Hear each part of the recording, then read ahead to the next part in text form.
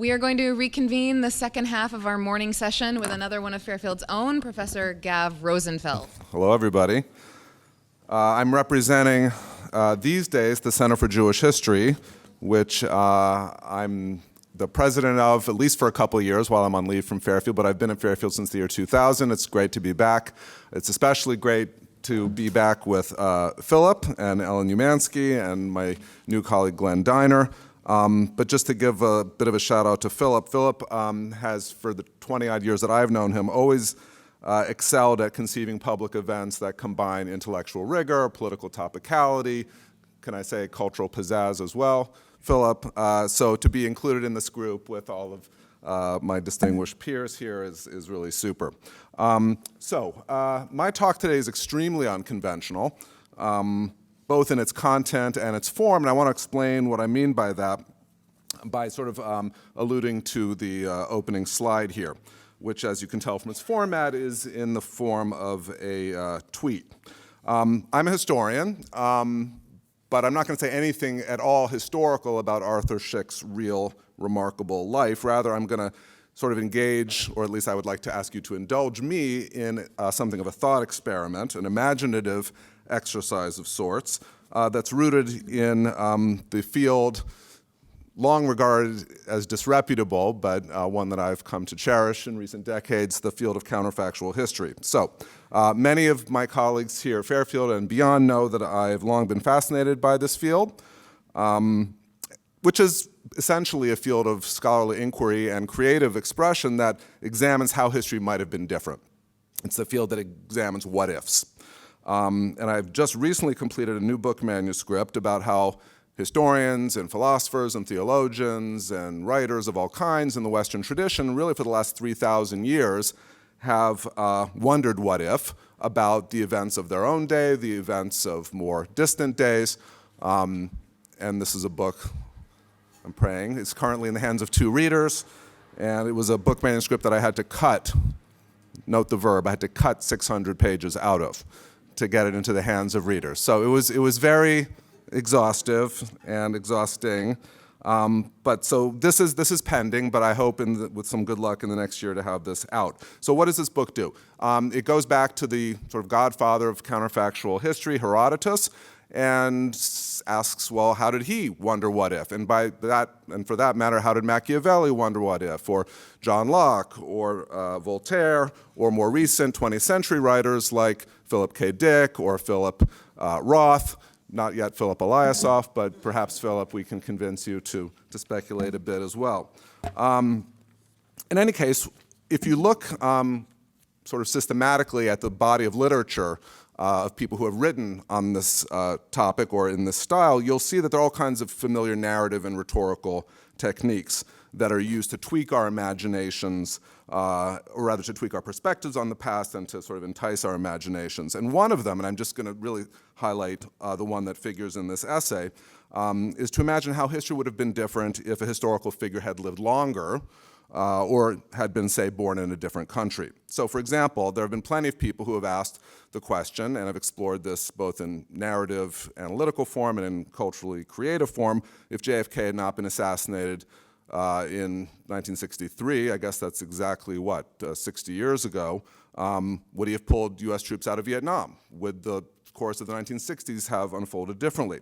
Or, to cite a different example, if Napoleon Bonaparte had not stayed in France in the late 18th century, but had immigrated to the United States and become an entrepreneur and a successful businessman, would his maniacal work ethic have led him to become a millionaire?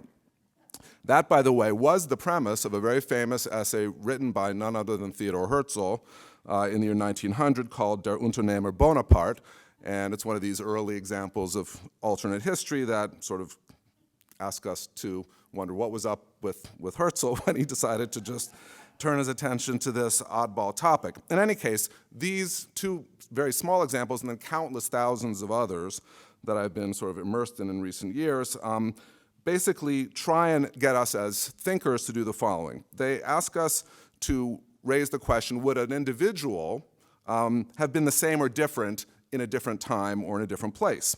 And whether that person's different identity and behavior would have led history to turn out differently. And all these things, of course, in a more historiographical sense, ask us to analyze the interplay between individuals and individual agency and structural determinants. How larger forces shape how people behave and how people's will and identity and so forth, charisma perhaps, end up shaping their own lives. So the question here, identified by the phrase born late, is to allude to the idea that if Arthur Szyk had been born 100 years later, not in 1894, but in 1994, well, things would have been different, but how would they have been different? And that's the essential premise for this 20-minute talk of mine, which I said at the outset is very unconventional. So that's the content. What about the form? The form of this presentation is implied by the subtitle, A Soldier in Memes. Now, we've already heard last night Szyk be referred to as, and I believe this was his own self-conception, a soldier in art. And you can probably see where I'm going with this. Had Arthur Szyk been born, this is my premise, in the year 1994, he would have come of age, of course, in an era of digital media. He would have been prolific on the era's new social media platforms, and he probably would have mastered the art of the meme to express his political vision. You with me so far? Okay. So this, as you'll see from the exhibition catalog, is the title of my talk, rather my essay, but it's now going to put me in the awkward position of how to translate an essay that I wrote in the form of tweets, incorporating memes on Twitter, now X, and how am I supposed to explain that to you without just literally reading the whole thing? So this is the first time I've ever had to address this challenge, so we'll see how it all goes. And I suppose one last preamble point is that while I walk you through a couple of examples from my essay and try and explain what I'm doing, I'm engaging in that always perilous process of, well, doing something that's never funny, which is to explain the science of comedy. It's one of the least funny things there is. So I'll try and avoid that while nevertheless explaining what I'm doing. All right, so we all know on Twitter people have usernames, and Stan Ukraine. I have a 26-year-old daughter, so she's always telling me the terminology of the young kids. But what's a stan mean? Young kids in the back, what's a stan? Aha, all right. So for the elderly-ish people in the front of the room, if you're a stan of Ukraine, that means you're somebody who is a defender of Ukraine. And if you see the date here, March 24th, 2022, this is just after the Russian invasion of Ukraine. And so someone here is posting a meme, a guy, Stan Ukraine, expressing his exhaustion about the fact that, in this case, left-wing tankies, which is a sort of, how do I want to describe this? People who are apologists for Putin but from the left are basically defending him and what he's doing in Ukraine. And so to express his frustration, he posts this meme of a World War I poster that was originally meant, some of you know this art historically, to sort of condemn the Huns by saying this is the new brute on the scene, Vladimir Brutin. These are all my own puns, and I made that meme, so just, okay, this is full disclosure. And then somebody, Liberation Larry, responds to Stan Ukraine saying, that's not bad, but this meme wins today's internet, a very famous phrase you always see, and then what's happened? Of course, the tweet isn't there. So something's up. Stan Ukraine replies by saying, holy crap, that's insane, Putin's gonna freak, WTF, belated 100. I hope you're all getting the references here. The post gone, what was it? And then Liberation Larry responds, all right, well, Vladimir Putin you can see the rest. And here you have to use your imaginations.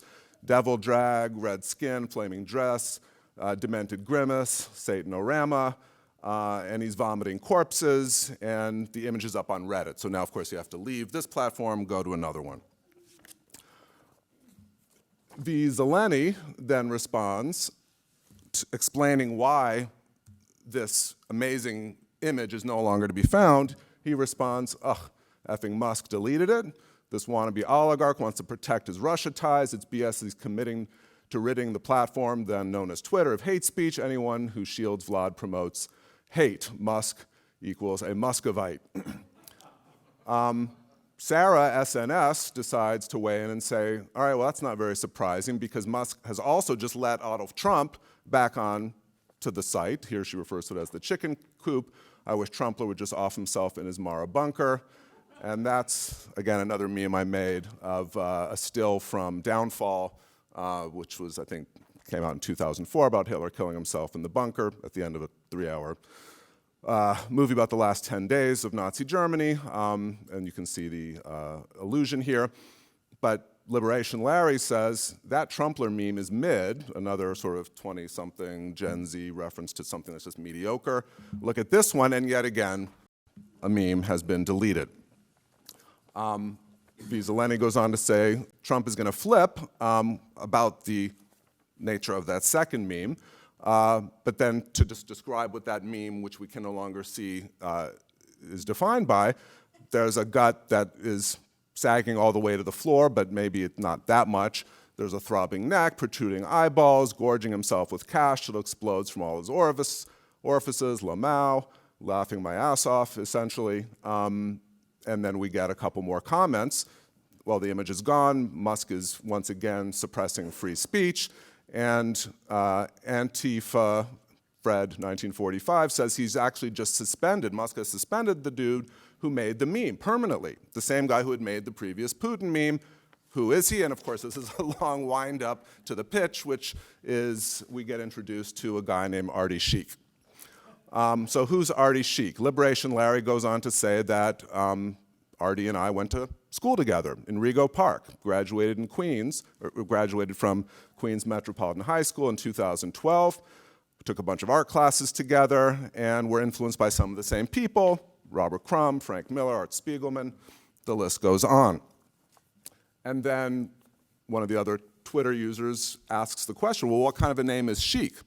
And then we get sort of the backstory to what is the core of my essay, which I suppose I could bore you about by just reading everything, or I suppose I probably have to, otherwise we'll really miss the crux of it. But Liberation Larry explains that Szyk was Polish in origin, but Jewish, and his parents Americanized their last name from Szyk, as we've been hearing it, to Szyk when they came to the US in 1992 from Kyiv after the fall of communism. The Artie that we know in this world, where he came into the world 100 years later, grows up hearing stories about the family suffering during World War II, although here, as the point of divergence goes differently, his parents fled east to Soviet Central Asia during the war and survived, but when they came back to their hometown, Łódź, which we'll hear more about later, from Wendy, after 1945, they lost everything. Communists seized their textile factory, and if I'm not mistaken, that was the business, Philip, if I'm not mistaken, that Szyk's family was in originally. So they moved from Łódź to Kiev, stayed there until a few years after communism fell, but when the wall came down, everybody, Artie included, went to the States. And then, of course, the question is, well, wow, I wonder how his life would have been different if he had actually lived during the Cold War under communism as opposed to having been born after it. The crux of the matter ends up being that Artie is very lucky to be in the States, but he is committed to fighting injustice because of his own family history. And then, of course, after 2016 rolls around, when Donald Trump gets elected president, he starts venting online, making memes, posting them everywhere.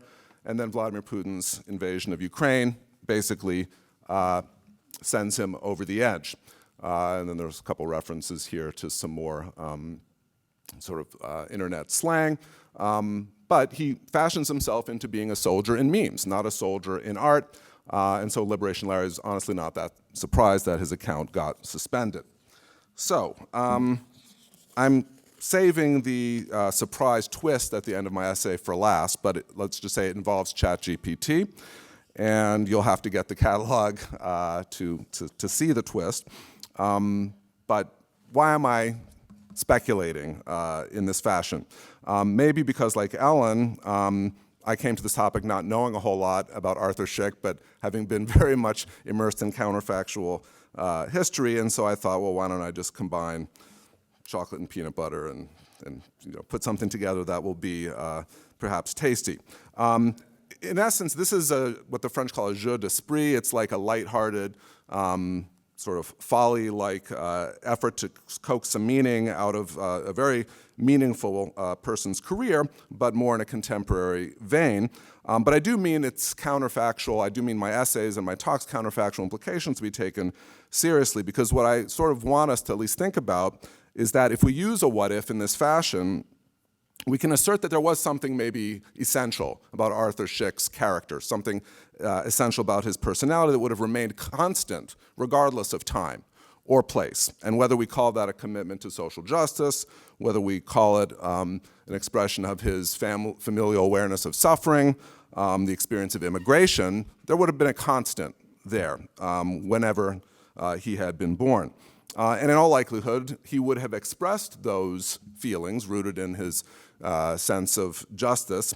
He would have expressed those in whatever dominant cultural, artistic media existed in the world in which he lived. And I guess what this exercise, if you accept it, and if we don't accept it, then we can have a nice discussion, I guess. But buying the premise of counterfactual history helps us perhaps, at least in this case, identify that there is something about individual agency. There is something about individual character that whose constancy, regardless of structural determinants and so forth, broader forces, may end up prevailing. And this brings me just to my final couple of points by way of conclusion, which I would like us to perhaps reflect on and zoom out from the concrete case of Arthur Szyk to our larger context that we're in today and the context in which he himself worked in the 30s. So in the context of my new position at the Center for Jewish History, we have a major symposium coming up this weekend, which I will plug at this moment. It's called Fighting Fascism. It's going to gather 20 major scholars, public intellectuals, journalists, and so forth to talk about how Jews responded to fascism in the United States and Europe in the 1930s and how that experience has informed present-day fears of and concerns about fascism. And among the many important panels that will be sort of making up this symposium, the fourth is one that my good friend Philip Lasoff will actually be participating in. It's about the cultural confrontation with fascism in the 1930s. Philip will be talking, not surprisingly, about Arthur Szyk. Samantha Baskin will be talking about Jewish comic book writers, and Tom Doherty at Brandeis will be talking about film, especially Hollywood, many of the major studios of which, of course, were run by Jewish moguls. And the question, of course, is how did people attack and respond to fascism in the 30s, and how did those cultural methods, artistic, cinematic, compare with economic boycotts or diplomatic pressure on foreign nations and so forth. And it's important for us to, of course, recognize that the fascist threat in the 1930s was not just foreign, coming from Italy or Germany, it was also domestic. Because this is the era of the German-American Bund, the Silver Shirts, the Christian Front, the Christian Mobilizers, all of which were hatching plots to either overthrow the government or to launch various, we can call them pogroms, against American Jewish communities, either on the East Coast or the West Coast. And so Szyk is not somebody we should see in isolation, I would argue, even though he appears in the context of this very focused symposium as a one-man crusader against the Nazis. He's part of a larger community of people, a bunch of Jewish and non-Jewish activists who are certainly putting their efforts to compete against the biggest threat of the era. And one last thing to plug in this context, I suppose, is that the brand new book that I co-edited with my good friend Janet Ward, who's the past president of the German Studies Association. It's just out last week. It's got 13 essays by a host of really prominent scholars of both German and American history, asking the question, what is the nature of fascism in American history? How should we understand it? And this book, our upcoming symposium, and finally a new exhibit that's opening at the Center for Jewish History next week on the Soviet Jewish Anti-Fascist Committee, which was part of the Soviet Union under Stalin's campaign against fascism. And of course, notoriously, they were all murdered in the early 1950s under the Stalinist regime. It's something that we're trying to do in New York to kind of emphasize this through line in terms of how a lot of scholars are thinking these days about this topic. And it's gratifying for me not just to have the Center for Jewish History sponsoring this symposium, but to reciprocate and have Philip come back next weekend. So if you have any free time, by all means join us, and we can hopefully learn about not just how history shapes the present, but how counterfactual history can get us to think unconventionally about the present. So, thank you.